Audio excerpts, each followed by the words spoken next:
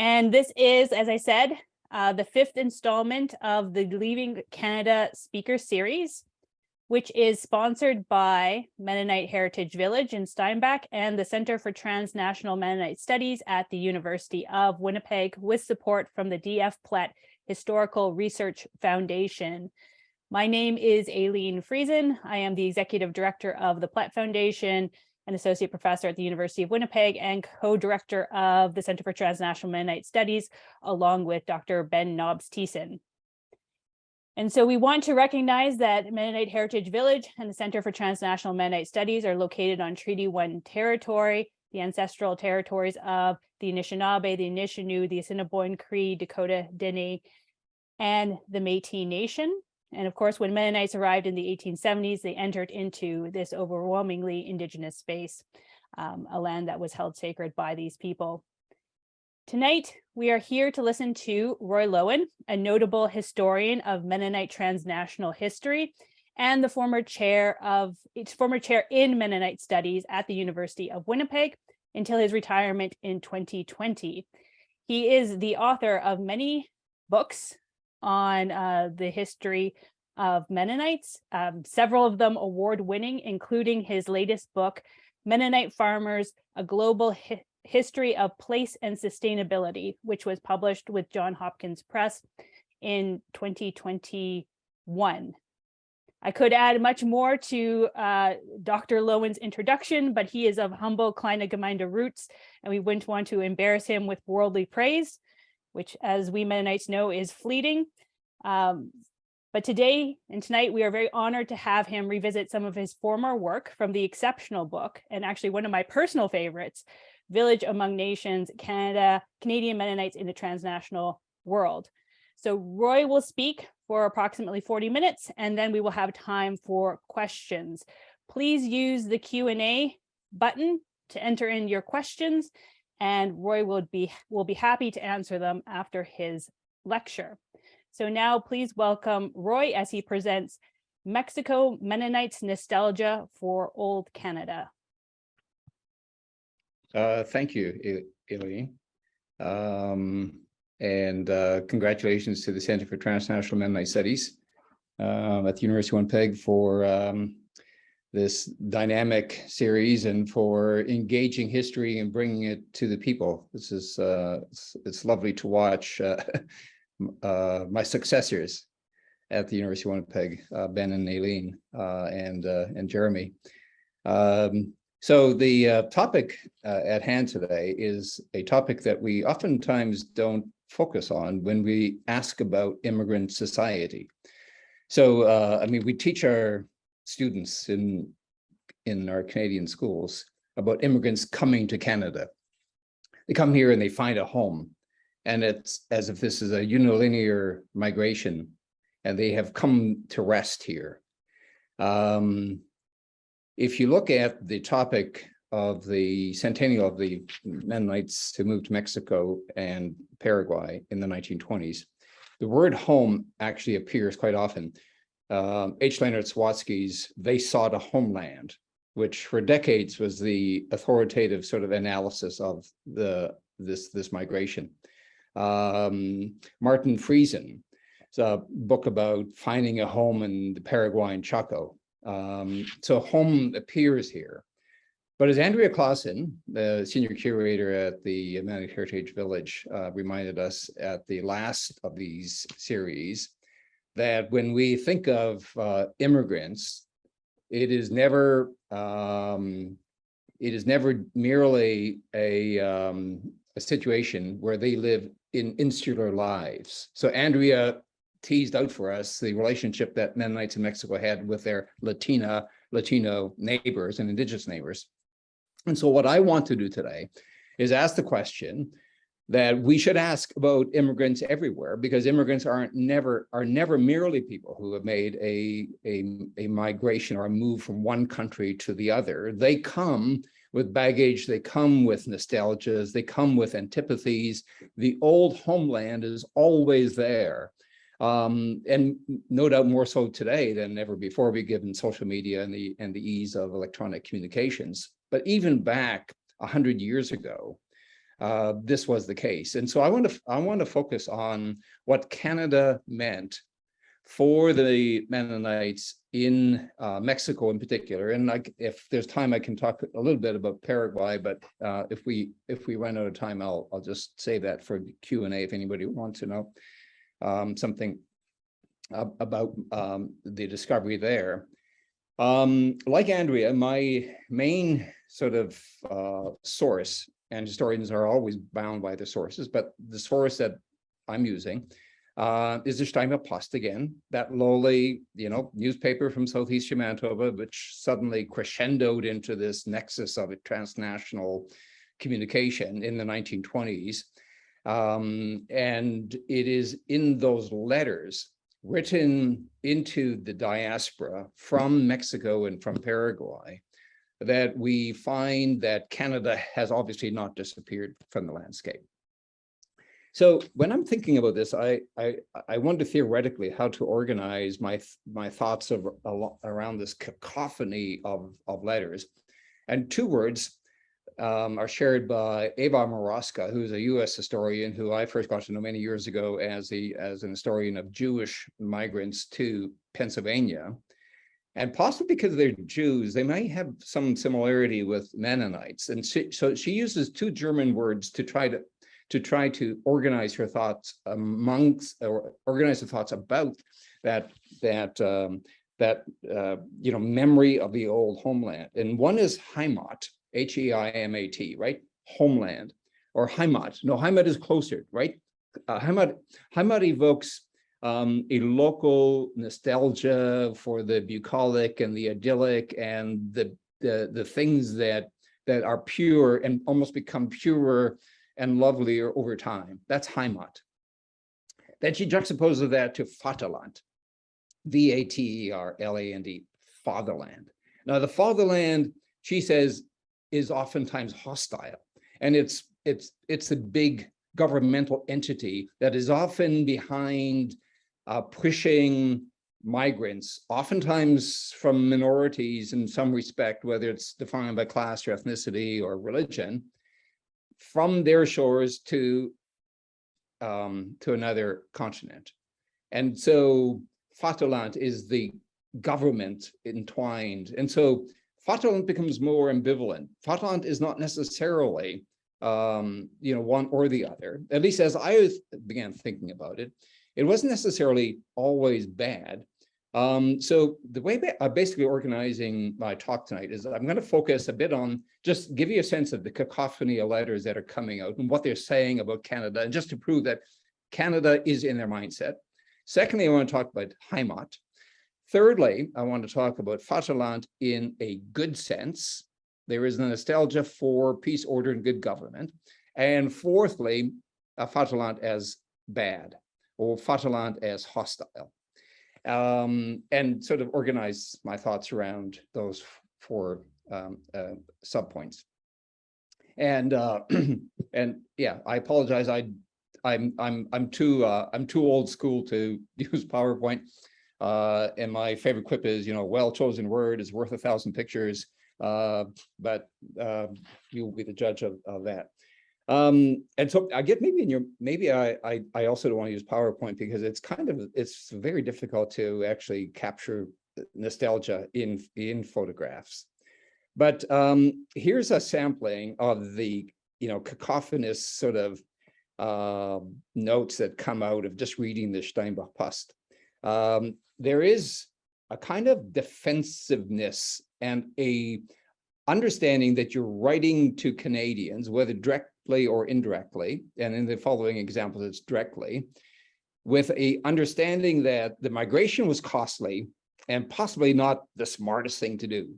So there's a letter from February 1934 by an anonymous writer to Lieber Big Bill, and he uses the English. So he has a friend out there, and he's just writing. He says, it's been 10 years since we arrived here, and you would not believe how much progress we have made and how beautiful Mexico is.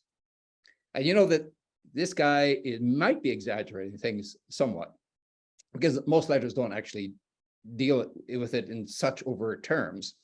More typical is a letter from December 1931, where a writer says that Canadians may have heard it's dry here in Mexico.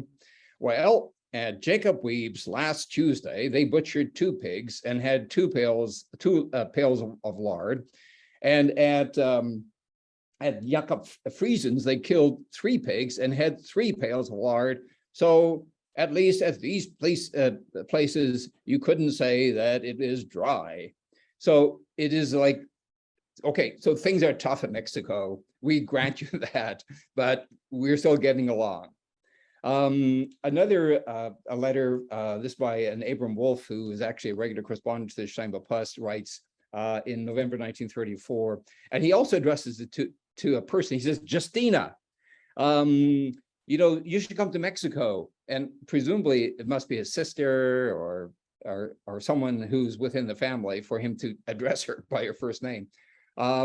We have Mexican weather here. So if in winter you need some sunshine, come to Mexico and enjoy the Mexican weather. And when you come, bring some chickens and some turkeys and some pork, because we still know how to eat German, he writes. So that it's like understood that Mexico might have good weather, but you know, the old peasant larder is somewhat thinner in Mexico than it was in Canada. So that's one set of letters where they're playful sometimes. Another set of letters is sometimes overtly hostile, especially in the 1930s. And I should have begun by saying, I'm going to focus on 1930 to 1945, that 15-year period. The 1930s especially, the Mennonites of Mexico begin taunting the Canadians over the word relief. And they use it in English. And it's like, you welfare bums, like you got relief in Canada. So there's a letter from May 1934. President Rodriguez has visited the Mennonite colonies and has reiterated Obregon's privilegium of 1921, ironically, just a year before the Mexican government closed the schools. And this writer says, we have our privilegium, you have your relief. Which would you rather have? Basically, would you rather have religious freedom, or would you like to have some basic handouts from the government? Another somewhat hostile one is with reference to in 1931-32, and Ben Lobseason will know this better than I do, but the Mexican government apparently closes its borders in retaliation to US immigration policy, and Canadian Mennonites who have meant to come to Mexico are stranded on the border, and in one case for up to 7 months before they return. The Mexican Mennonites are defensive about this. A couple of writers say, you know, yeah, Mexico did this in retaliation to the US. Mexico's not necessarily the bad person here. By the way, Canada has also closed its borders. And by the way, what caused the Mennonites particularly bad eye are 2 Canadian Mennonites, P.P. Clausen and Gerhard Hebert. Now I've got to get this right. Gerhard Hebert, yes. Hebert accuses Clausen of having smuggled Mennonites in without proper papers, and Clausen accuses Hebert of being a drunk. But the whole blame is now resided on Canadians. So that's a certain hostility.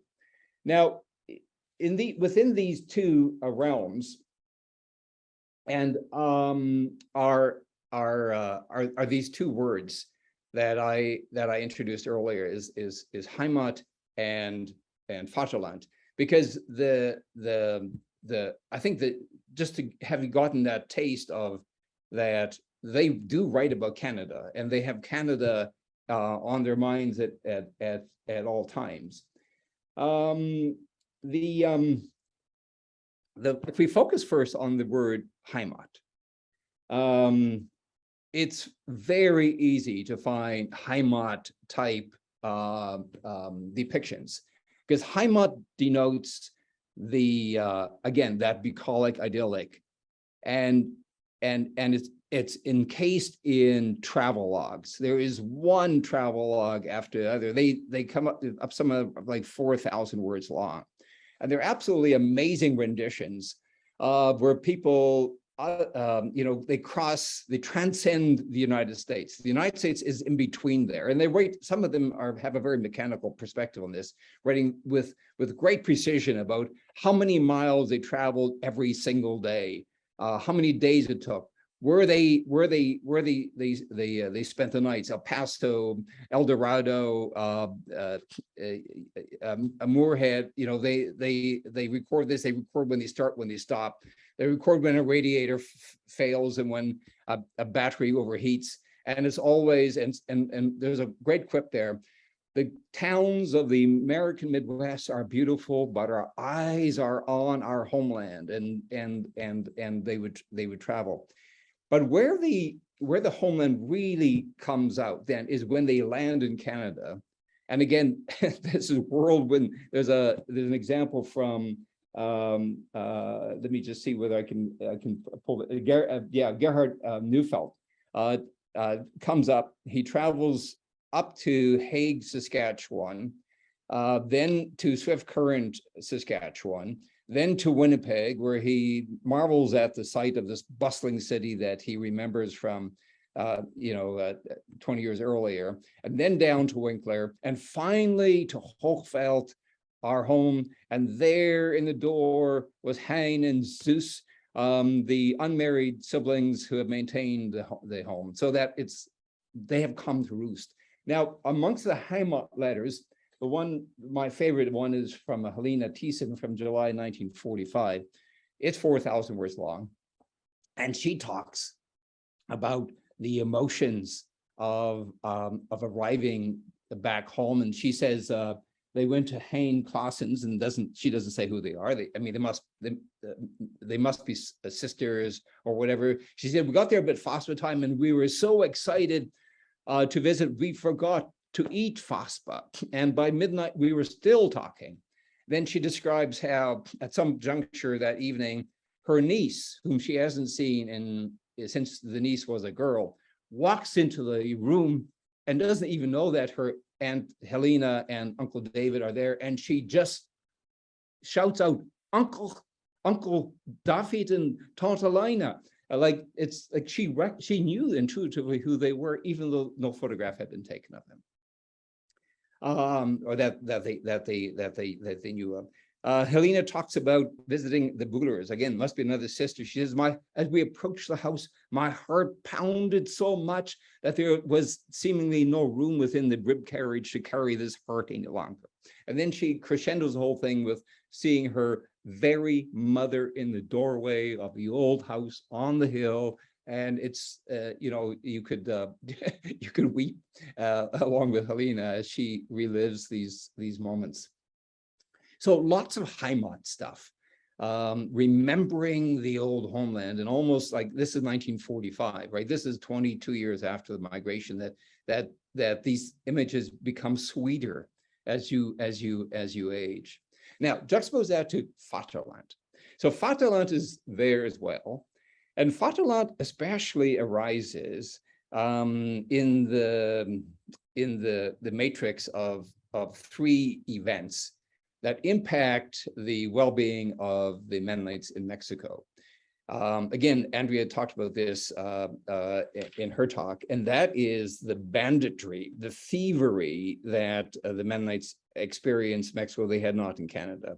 Now, I mean, where poor people live right next to rich, well-to-do people, these things happen, right? But the particular sort of social context is Pancho Villa, the revolutionary who is an enemy of Obregon, is defeated. His spent forces are in the hills overlooking the Bastillas Valley in Chihuahua. They're hungry, and they make their ways down to the Mennonite villages at night and help themselves. And the first of a veritable sort of deluge of reports about thievery that I came upon occurred in November 1931. And first it's sort of prosaic. It's kind of humorous. The writer says that, you can get cheap labor from Mennonite. Mexicans are much cheaper to hire than Mennonites. But he says, seemingly at night, they come back for a second reckoning. There was a second accounting. They pay themselves bonuses by stealing from a piglet here or some chickens, etc. But the prosaic part becomes much more hostile over time, and it crescendos in a murder in February 1932. Heinrich Bannmann, who is a merchant, actually takes out a rifle and shoots after some of the thieves. The thieves return fire, and Heinrich is killed. And it's like, okay, now you have a death, and now you have real worry. And the debate now is, do we ask government for protection? Well, whether they ask for protection or not, the government does send out armed police officers or soldiers, whatever they are. The Heimat writers refer to them Soldaten, who camp out at the Rubio, which those of you who've been in the Quotemic area will know is just down the highway from Manitoba Colony. And by March 32, there's talk about the thieves are gone, and now we have beggars. But at least that little sort of event. But it was enough to frighten Mennonites. The second event is the closure of the second event is the mandatory registration and photograph of all immigrants. First word on March 12, 1932. Again, there's a wondering whether this is a very serious thing or is it just a rumor. And then it seems to crescendo again into something. Yeah, this is something to be worried about, and there is a fine if you do not do this, and a threat. In fact, it'll be bad for your bishops and your colony mayors if you advise your people against photography and registration. And by August 32, it seems that there's a certain acquiescence that this is just how it will be. The third thing, the third event, is the closure of the schools in May 1935. Again, a kind of a sort of at first wondering, is this a misunderstanding or is this a real thing? Our bishops and foresters have gone to Chihuahua City to investigate. They're going to go off to Mexico City if necessary. And then a month later, there's a letter. They have gone to Mexico City, and now there are letters that people are fearful and anxious because the very reason they came to Mexico seems to be taken away from them. And all that fall of 35, deep and profound worry. And in the winter of 36, the Mexican government blinks and opens the schools again. Now, three events that all begin generating discussion of returning to the Fatherland. And Canada is upheld suddenly as a model of peace, order, and good government. A letter from June 1935 from Abram Wolfe, who says, he begins by saying, the letters that describe a green Canada. You're June, you have water, the trees are green, the grass is green. I can hardly stand living here in dry Mexico. And then he ups the ante. He says the reason for this longing is also because, and he actually uses the word return to the Fatherland, because order has broken down here in Mexico. And we hear, especially at places like Peace River, far away from the arms of these Anglo-conformist governments, where we yet might find peace. And this becomes a thing. December 1935, there's Isaac F. Dick writes about Mexico being the bad stepmother, and complains that we got 50% illiteracy here in this country, and now this country has closed our schools. So there's that complaint. And this is an event in Mennonite history. February 11th, 1936, an official delegation is sent from Mexico to Canada to investigate the possibilities of a mass return migration and to see whether the government would be willing to take back its stepchildren, if you will. Now, that's Fatherland in a kind of a positive sense, but there was a backlash to this, and it was Fatherland as hostile, and it comes from three sources. First, the first one I came upon was May 1935, right in the middle of this school question. Bernard Penner, who is a regular correspondent from out of Quadhamac area, writes that you want to go back to Canada? Well, Canada, he says, in 1935 is full of Bolsheviks and communists. Have you not heard about demonstrators in Regina, about the police shooting at demonstrators in Saskatoon, of Bolsheviks firing machine guns into the Parliament building in Ottawa? The louder thing I hadn't heard, but you know, news gains sort of momentum in time. So there's this place you don't want to go back to all those communists. You know, in the general strike of 1919, that's what Canada is, according to Bernard Penner. Then there's a letter, and I'm not sure who it is. It's almost as if it could be Schmiedehaus. He doesn't identify as a Mennonite. He comes out and now he gives a lesson in Mexican history, and he says Mexico is a socialist country that opened its arms for, and listen to this, isolated, pure German folk. Wow, blue-eyed. Mexican government loves Mennonites. Why would you possibly want to even return to Canada? And then he quotes an old colony bishop in a way that a non-Mennonite would quote the old colony bishop. And the old colony bishop is this: if it was right for us to leave Canada in 1922, it is not right for us to return in 1935, because nothing has changed in Canada. So the very strong defense, if you will, of Mexico, underlaced with a further criticism of Canada. Then letters about, yes, it is bad in Mexico, but this is where our faith will be regenerated. And a couple of examples there. Abram B. Schmidt offers a well, I was going to read it, but I think I'll just speak it. Offers a illustration about how God can bless you in Mexico, and he describes thieves breaking into the home of a Mennonite couple, and the couple overhears them plot. They will shoot the husband and they will rape the woman.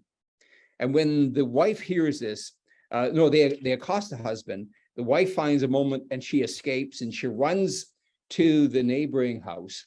And a single woman lives in that house, a widow or whoever, but only the woman is referenced. One of the thieves runs after the woman, catches up with her in that second house, and the woman of that second house turns to her sister in the faith and says, "We have no recourse. Let's fall to our knees and let us pray to God for help." And apparently when the thief sees the faith of these women, he becomes embarrassed and he turns and he flees. And Abram Schmidt's basic point is trust in God and things will be okay, even in this dysfunctional Mexico. There's another letter by a Cornelius Bandman from November 1936, where he says that if you would ask the typical Mexican Mennonite, are things better now in Mexico than are things better in Mexico in 1936 than they were in 1922? He says 90% would say it is worse. And everything that we possess, and 90% of what we possess, was purchased with Canadian dollars before we came here in 1922. But he says it doesn't matter. Here we have this privilegium, and we have faith. A third letter in this ilk is December 1936. Johann Knelson writes, "I remember now 1921 when Bishop A. Wiebe in Saskatchewan told us about the migration and how we would in fact suffer. And it is only by suffering that we would inherit the kingdom of God. And only by being wronged can you in fact become an inheritor of the kingdom. And he says, do you think it horrible to be stolen from or even murdered? Well, what did the martyrs do in the martyr's mirror? He says they suffered much more. So fellow Christian, have faith and understand that our lot is to suffer in Mexico, and it is okay. So the fever of migration to Canada dissipates with this sort of counterpunch, if you will, first based on the kind of the secular voices, and then based on the religious voices. So in a sense, that brings this lecture, in a sense, to an end. But as you know, Mennonites migrate and are migratory and diasporic people. And it's not difficult to find, even after the return to Canada fever has died away, there are just reams and reams of letters that speculate about where yet should we migrate. And I was going to refer to one that actually occurs. This is a letter written by J.J. Peters, April 1934. He writes, have you heard that Great Britain has gifted 2 islands in the middle of the Pacific Ocean to Australia? And I wonder what would have happened if 15 years ago, if we had gone to those 2 islands instead. We would have become fishermen or fishers. Just speculating, just asking. He's not suggesting that they move to, Fiji or whatever it is, but he's just wondering about how it would have been. He says, I'm not moving to these islands, but I'm happy to be here. He says in backwards Mexico, but it's just out of the blue. And example is June 1937. There's a letter. 2 men have gone to the U.S. To look for places to settle, and they're going to go to the Peace River to look for land. September 1937, a letter saying a delegation has gone to Quebec in Canada to see whether we can find religious freedom in Quebec, where the church runs schools. In March 1938, a veritable fever to move to South Dakota occurs, when real estate agents from South Dakota come to Mexico and say, guess what? The South Dakota government has 2 million acres of land that they want settlers for. And why would you even consider, Canada is giving you so much pain? Come to South Dakota instead. And this was like, there were multiple trips to South Dakota. And then there's a letter, March 1939. This guy, he goes all over the place. It's land tight here in Mexico. Has anybody heard anything from Africa? South Africa has land. Paraguay, are the Paraguayans talking? Is there land? Bolivia, I've heard of Bolivia. What do the Paraguayans say about Bolivia? And so these voices continue. But there's one voice that somehow takes the prominent voice here amongst the writers of this Heimat Plus, and that is that the decision to move to Mexico in 1922 was indeed worthwhile. And there's a writer who identifies as Frau Ginther, October 1945, and she recounts her life as a schoolgirl in Hague, Saskatchewan. And she says, I was such an excellent student. The school board recognized my gifts, and they pled with my father to send me to high school. And my father says, no, we need to go where our faith is leading us, and that is Mexico. And Frau Günther now, 23 years later, says, imagine if I had gone to high school, the old modest dresses would have disappeared. I would have melted into the world. My sons may well have joined the military. My daughters might well have mocked the old faith, and my grandchildren would not ever come to appreciate the simple rural life of Mexico. I am so grateful for my father to have turned down the invitation of the school board. So Canada is the Fatherland from which you came and found your faith established. I I think I'll leave it at that, and can fill out some of the corners here if there are questions, and if there are not questions, I can just continue talking in some respect. But I'll shoot it over to you, Aileen. Thank you, Roy, for that fascinating talk and for demonstrating that you don't need PowerPoint. You just need some good storytelling to keep everyone engaged and enthralled in your words. So that was a really wonderful way to end this series, but we haven't quite ended. We still have time for anyone in our audience to ask Roy some questions about this relationship of Mexico Mennonites to Canada and to other places, and how they envisioned these spaces and their relationship to them. So if you have any questions, please write them in the chat, and then we can, or write them, sorry, in the question and answer. I have one in the chat. I'm going to read it, but for the rest of you, write them in the Q&A button. And so someone says, thank you, Mr. Loewen, Dr. Loewen, how familiar are you with the delegates who first traveled to Mexico to look for land? In particular, Benjamin Gertzen from Hague. He was my great-grandfather. Oh, that's great. I mean, I keep wondering how many. There's 122 folks who tune in, and I wonder, how many of them, find themselves within this story. Yeah, I mean, I don't know, a lot of specifics about the delegate. I think I probably did when I was writing Village Among Nations, but I do remember, poignantly, some of the events on that delegation, and I think I made reference to that at the museum, where Reverend Lepke from Saskatchewan, after the meeting Obregon in his palace, and they negotiate with Obregon, and he grabs Obregon's hand and says, "Thank you, Mr. President. You will be rewarded in eternity for your generosity." So a Mennonite minister saying to a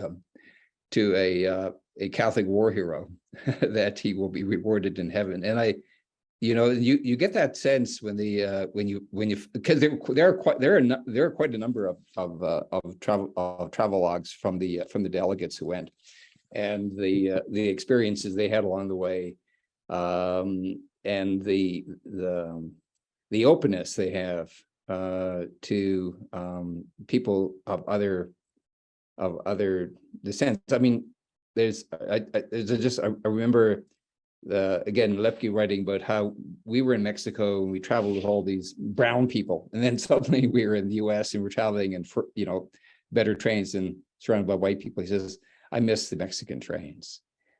Anyway, just you could go on and on about those about the delegates and their experiences. Okay, our next question is from Margaret, and she asks, how does the migration from Mexico and Paraguay in the past 30 years or so compare with the migration of the 30s? Oh, that's a really good question. Because as you know, the back and forth, to and fro, never stops really. It obviously has dips, and it's very difficult to travel during World War II. And then again, as Ben's research of that drought in the 1950s sort of begins a big push for Mexican Mennonites in particular to return to Canada, albeit not to Western Canada, but to Ontario. So the migration in the 1920s to Mexico, of course, is actually relatively easy by migration standards, right? You take a train, you charter trains. Traveling to Paraguay is obviously much more arduous, right? You take a train to Montreal, and then you take the Volendam down to Buenos Aires, and then trains and water vessels up to Puerto Quesada in the Chaco. Extremely difficult. And even then, I mean, up to 20% the Mennonites who moved to Chaco in 1926-27 returned to Canada. So, but when they returned, they're completely penniless because it's a very arduous trip. Now, compare that to just air travel. Like Paraguayans don't take ships back to Canada in the 1970s, 1980s, so that the ease with which you could return is so much easier. So once that 20% is over in Paraguay, there's my sense is, and some of you in the audience may know this better than me, very, very limited return from Paraguay then until travel eases, especially from Menno Colony. It's different for some of the Russlander people who were hoping to get to Canada in the first instance, and so they don't give up on Canada that easily. So it just air travel just completely revolutionizes the return from Paraguay, especially, and it's just the ease with which you can travel, across the U.S. now with, especially, with their highway system, because crossing the border. I mean, we might complain about crossing the border now, but crossing the border in the 1920s was quite arduous. There's one of the travel logs explains how when you travel to Mexico, you got to cross the border at Gretna, show your papers, wait in line, get things stamped. Then you got to drive to is it Nietzsche? That's just across this is the problem. I don't have an audience where people can nod and say yes, it's Nietzsche, but whatever it is. And then we had to go into immigration offices there and stamp papers, etc. Then we have to get to El Paso, cross the American borders, but then at Juarez they turned us back because the Mexicans didn't like the papers we had. We had to go and telegraph Mexico City. So the borders were, I think, in many respects, more of a problem than now. There's just the ease of international travel has just completely revolutionized the story. So Victor would like to know, did Mennonite nostalgia ever include the local Indigenous people? You mean that you miss the local Indigenous people in Canada, I imagine. Actually, the letters that talk about there's a couple letters from Paraguay that in fact compare the Enlit people of Chaco with the Indigenous people from presumably Rosa River, and of course these are oftentimes in very demeaning language. But there's a Paraguayan who says, yeah, we were hiring a lot of Enlit people who are Indiana, they just refer to them as Indiana, who are good laborers, unlike the Indians in Canada who do not like to work. And then another one, in another respect, says, the Indians here in Chaco, their appearance is quite different than the Indigenous back in Canada. Indigenous back in Canada had fearsome looks, whereas these have more passive looks. And so they do compare and contrast them. But I don't know nostalgia in terms of that they miss Indigenous neighbors or so on in Canada. I can't think of any. But these are references where you explicitly compare the Indigenous, especially in Paraguay and Canada. So Linda would like you to elaborate on what happened when the official delegation sent from Mexico, the bad stepmother, came to Canada to see how a return migration would be received. That's a really good question, because I actually don't know the answer. In fact, I was surprised. I didn't know about this delegation, and it might be hidden away in Leonard Swatsky's They Saw the Homeland, or somebody in the audience knows about this. I didn't know that there was an official delegation, and I can't. And there was no word. At least I don't recall coming across a subsequent letter saying that that this delegation, had sought an audience with a particular person. I mean, we have more specifics about delegations that were sent from Manitoba to Quebec, in the 1920s, and I think like up to half a dozen delegations were sent to Quebec. So where they were basically laughed out of the province. We Germans have come from Manitoba, and we want religious freedom in Quebec because we understand that in Quebec the church is allowed to run the school.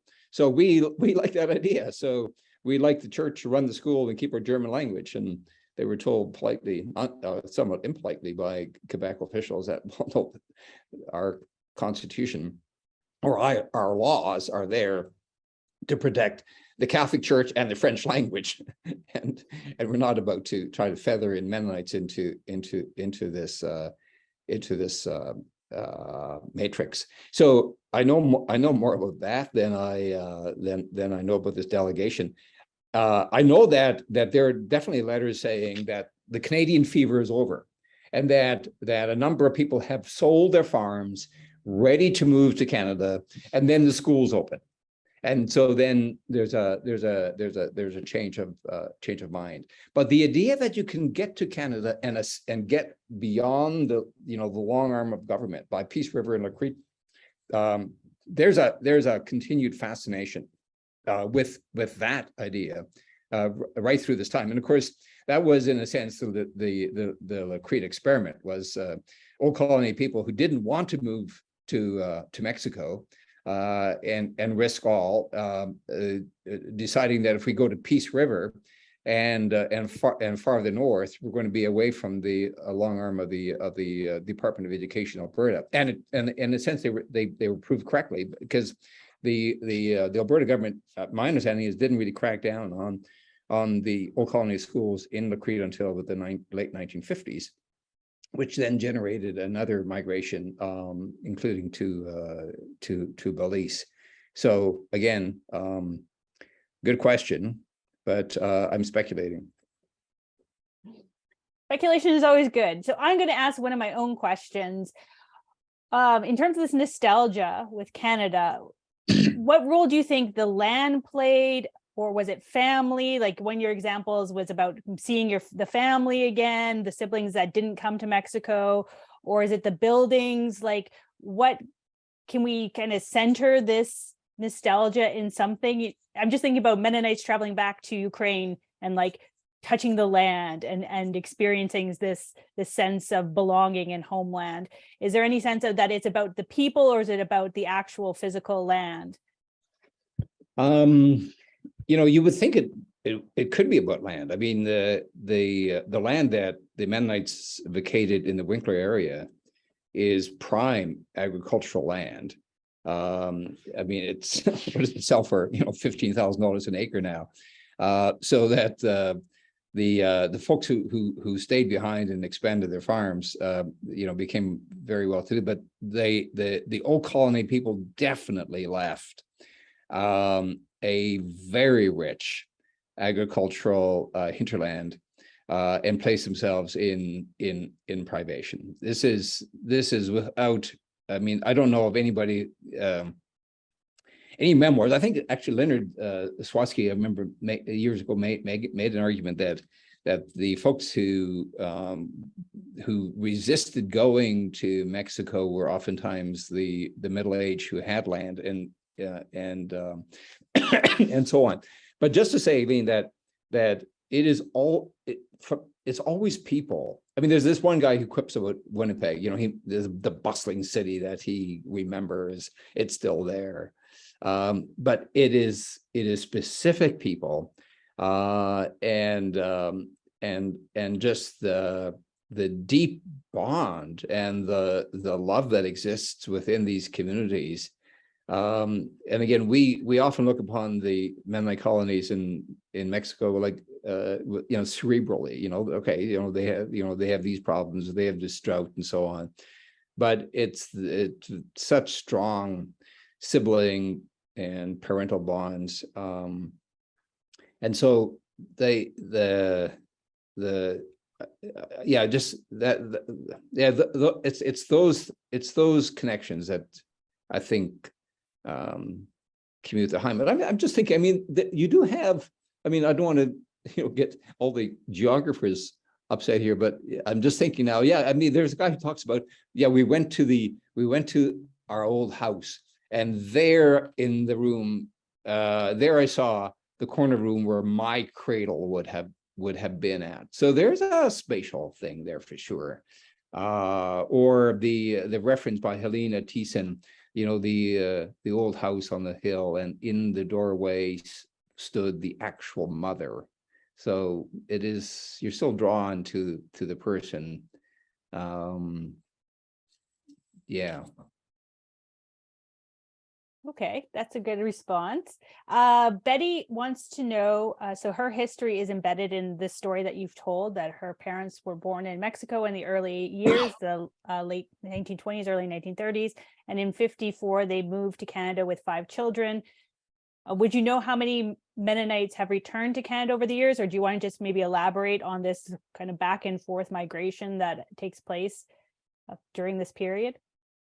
Oh, wow. And was this to Ontario, I imagine, maybe? I mean, by 1954, the first folks are beginning to get to southern Ontario. The back and forth, well, that's certainly a reality. I think it'd be very difficult to find a number. I know, I mean, years ago, we were already talking about 50,000 Mennonites from Mexico and southern Ontario alone. And then when do you at what point do you freeze the number? Because the back and forth continues. I mean, citizenship laws have changed now, so as to make it somewhat more difficult.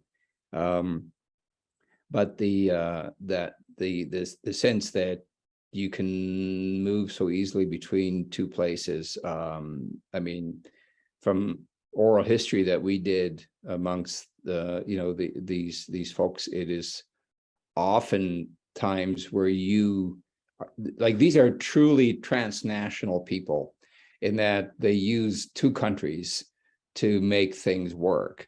So that oftentimes you leave Bolivia or Mexico to come to Canada to earn the foundation of the money you need to buy land back in Latin America.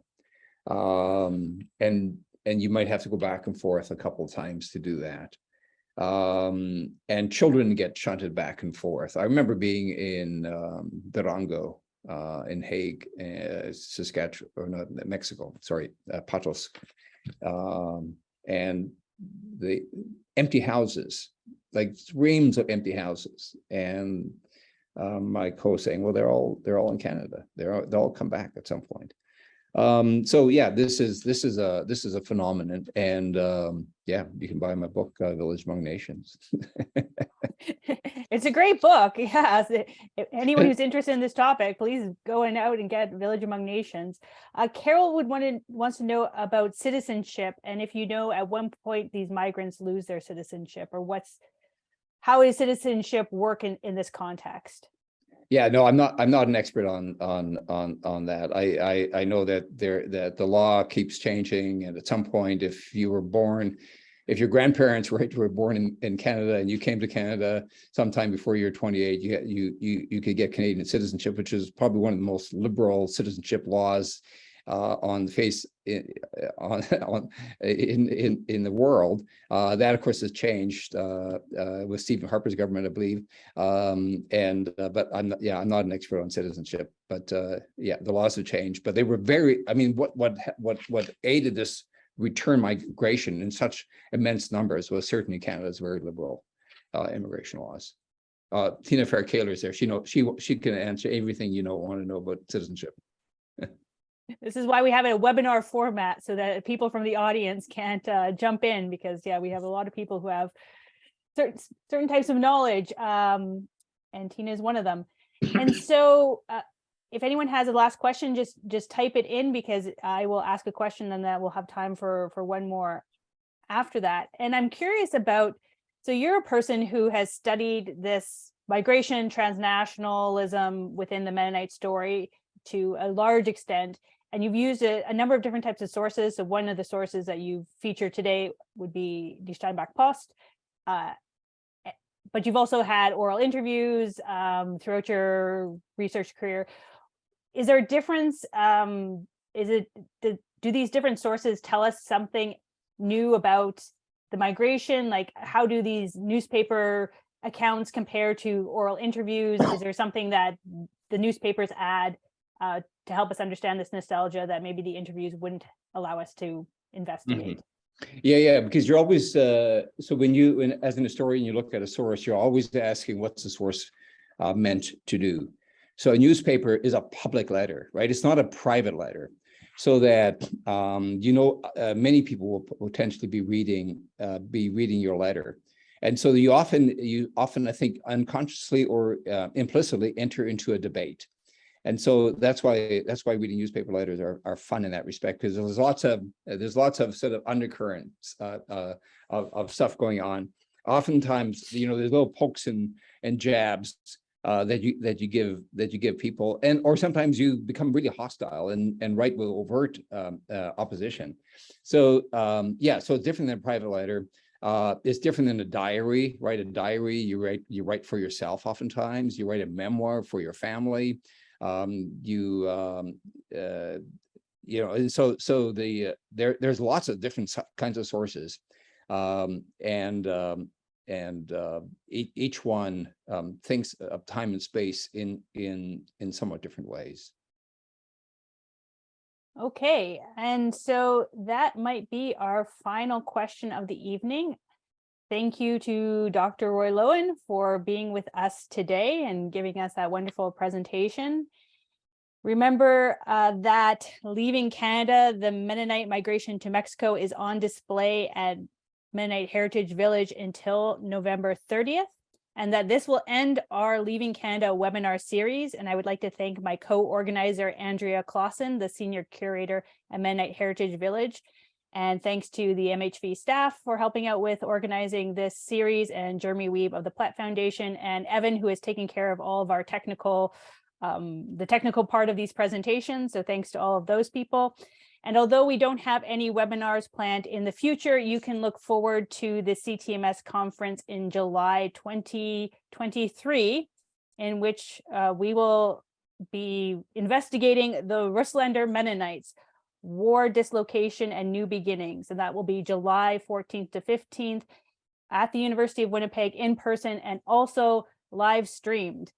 And finally, you can rewatch this presentation on MHV or CTMS's YouTube channel. A link will be sent out to you. You can share it with your friends and be part of this ongoing discussion about leaving Canada. And so a number of our guests have thanked Dr. Loewen for his presentation. And so thank you once again, and everyone have a wonderful night.